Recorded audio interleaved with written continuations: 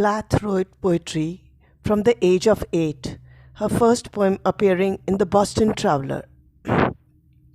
By the time she arrived at Smith College, she had written over 50 short stories and been published in a raft of magazines. In fact, Plath desired much of her life to write prose and stories, and she felt that poetry was an aside. But in sum, she was not successful in publishing prose. At Smith, she majored in English and won all the major prizes in writing and scholarship. Additionally, she won a summer editor position at the young women's magazine Mademoiselle, and on her graduation in 1955, she won the Glasscock Prize for Two Lovers and a Beachcomber by the Real Sea. Later, she wrote for the university publication Varsity. By the time Henneman published her first collection, The Colossus and Other Poems in the UK in the late 1960s, Plath had been shortlisted several times in the Yale Younger Poets book competition and had had her work printed in Harper's, The Spectator, and the Times Literary Supplement. All the poems in The Colossus had already been printed in major US and British journals, and she had a contract with The New Yorker. It was, however, her 1965 collection Ariel, published posthumously, on which Plath's reputation essentially rests. Often her work is singled out for the intense coupling of its violent or disturbed imagery and its playful use of alliteration and rhyme. The Colossus received largely positive UK reviews, highlighting Plath's voice as new and strong, individual and American in tone. Peter Dickinson at Punch called the collection a real find and exhilarating to read, full of clean, easy verse. Bernard Bergonzi at the Manchester Guardian said the book was an outstanding technical accomplishment with a virtuoso quality. From the point of view of publication, she became a presence on the poetry scene. The book went on to be published in America in 1962 to less glowing reviews. Whilst her craft was generally praised, her writing was viewed as more derivative of other poets. Plath's semi-autobiographical novel, which her mother wished to block, was published in 1963 and in the US in 1971. Describing the compilation of the book to her mother, she wrote, "What I've done is to throw together events from my own life, fictionalizing to add color. It's a potboiler really, but I think it will show how isolated a person feels when he is suffering a breakdown. I've tried to picture my world and the people in it as seen through the distorting lens of a bell jar." She described her novel as an autobiographical apprentice work, which I had to write in order to free myself from the past. She dated a Yale senior named Dick Norton during her junior year. Norton, upon whom the character of Buddy in The Bell Jar is based, contracted tuberculosis and was treated at the Ray Brook Sanatorium near Saranac Lake. While visiting Norton, Plath broke her leg skiing, an incident that was fictionalized in the novel.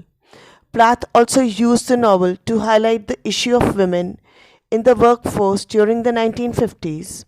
She strongly believed that in her abilities to be writers and editors, while society forced them to fulfill secretarial roles. In 1963, after The Bell Jar was published, Plath began working on another literary work titled Double Exposure. It was never published and the manuscript disappeared around 1970. According to Hughes, Plath left behind some 130 typed pages of another novel, provisionally titled Double Exposure.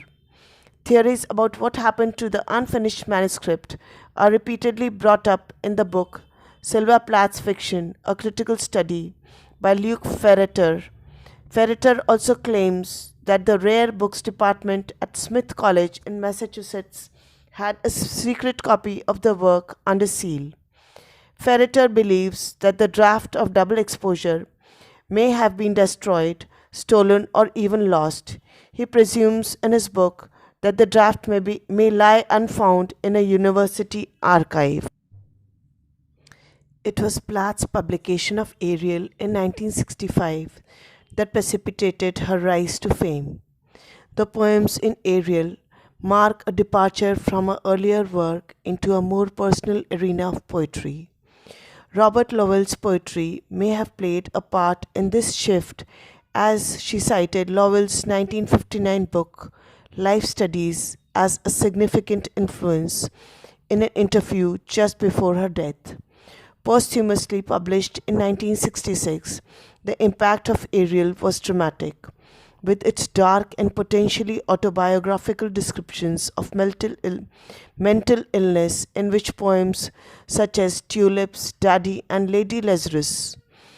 Plath's work is often held within the genre of confessional poetry, and the style of her work compared to other contemporaries such as Robert Lowell and W. D. Snodgrass.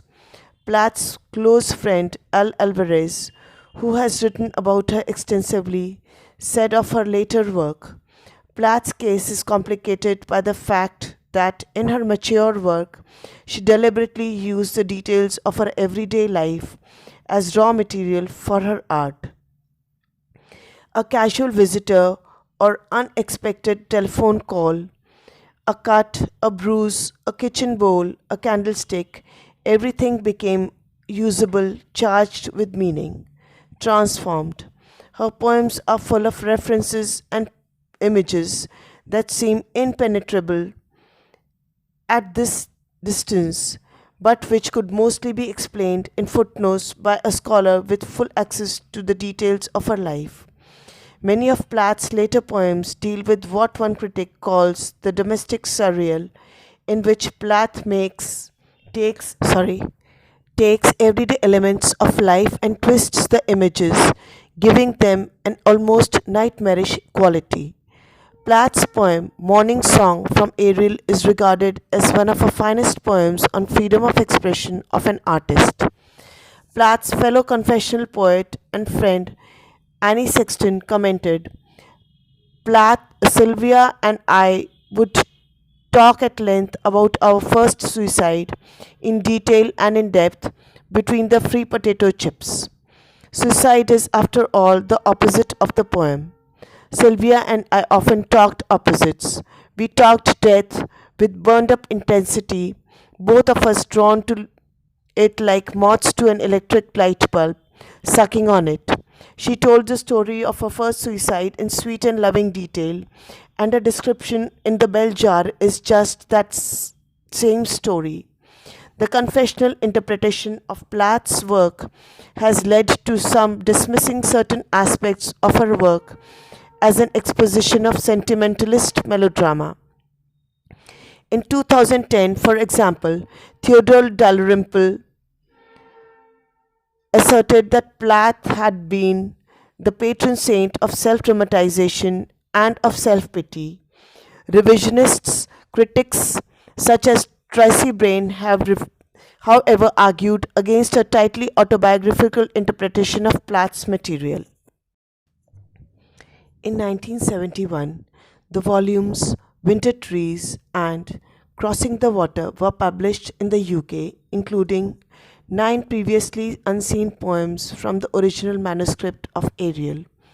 Writing in New Statesman, fellow poet Peter Potter wrote, Crossing the Water is full of perfectly realized works.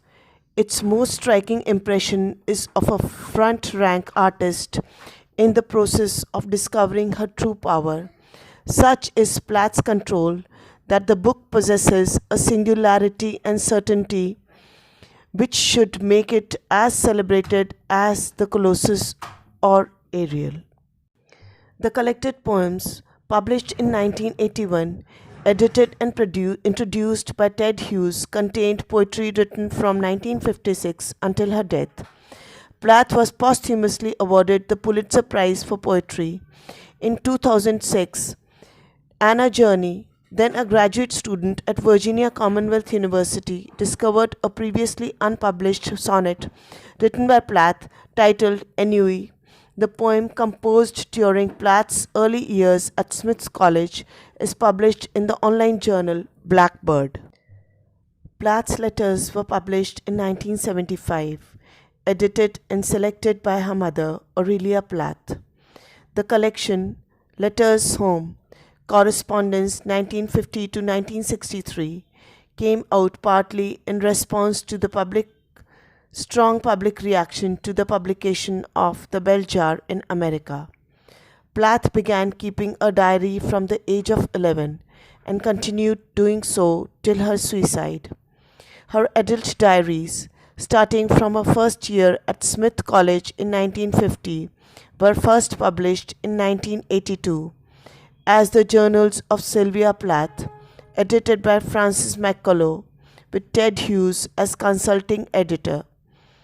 In 1982, when Smith College acquired Plath's remaining journals, Hughes sealed two of them until February 11, 2013, the 50th anniversary of Plath's death. During the last years of his life, Hughes began working on a fuller publication of Plath's journals.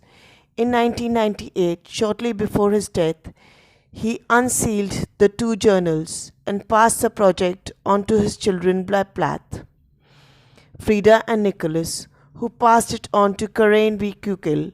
Kukel finished her editing in December 1999, and in 2000, Anchor Books published the unabridged journals of Sylvia Plath. More than half of a new volume contained newly released material. The American author Joyce Carol Oates hailed the publication as a genuine literary event. Hughes faced criticism for his role in handling the journals. He claims to have destroyed Plath's last journal, which contained entries from the winter of 1962 up to her death. In the foreword of the 1982 version, he writes, "I destroyed the last of her journals because I did not want her children to have to read it. In those days, I regarded forgetfulness as an essential part of survival." Their daughter Frida spoke for the first time about her mother and father.